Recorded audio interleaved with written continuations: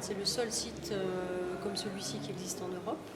Donc pour quelqu'un qui est féru d'architecture, de ce type d'architecture, ça l'intéressera. Pour quelqu'un à qui ça ne parle pas du tout, ce sera délicat. Après, sur Saint-Étienne, il y a différents musées. Donc si on classe peut-être par ordre d'importance ou au niveau peut-être de la notoriété, ce serait peut-être le musée d'art moderne et contemporain de Saint-Étienne Métropole.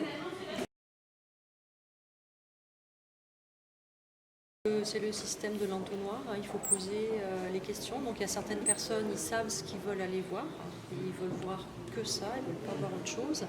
Après, pour les gens qui arrivent, qui ne connaissent pas du tout, il y a la question à poser, c'est combien de temps ils disposent, s'ils sont en couple, s'ils sont en famille, quel âge ont les enfants et quels sont leurs centres d'intérêt.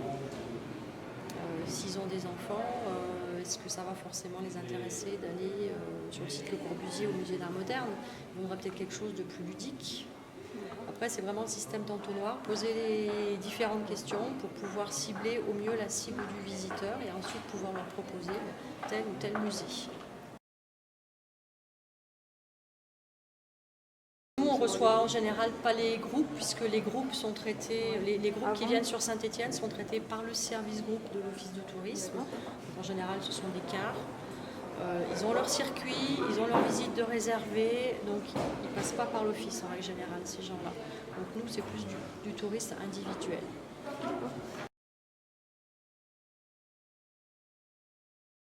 On aura un renfort, comme au même titre que la Coupe du Monde de foot en 98, on va faire appel à des volontaires. Donc on attend déjà le tirage au sort du 12 décembre pour savoir quels pays vont jouer chez nous. Et en fonction des pays qui vont jouer chez nous, bien renforcer avec des personnes volontaires dans les langues des pays qui viendront jouer à Saint-Étienne.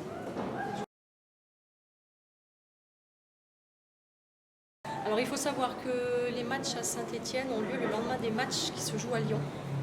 Donc Lyon et Saint-Étienne ont la possibilité de capter des visiteurs, de les faire rester plusieurs jours sur le territoire. Et ce qui va se passer aussi, c'est qu'on pense que les gens qui vont venir pour l'Euro 2016 vont se baser pour leur séjour à un endroit et depuis cet endroit vont rayonner. Donc on aura, on pense, pas mal de personnes qui vont rester sur le territoire de Saint-Étienne Métropole ou alentour, ce qui vont leur permettre de rayonner et quand il n'y a pas de match, ça leur permettra de découvrir le territoire de Saint-Étienne Métropole. Ça a des retombées indéniables, comme quand il y a le Tour de France. Le Tour de France, ça a des retombées indéniables l'année même et l'année suivante sur la fréquentation.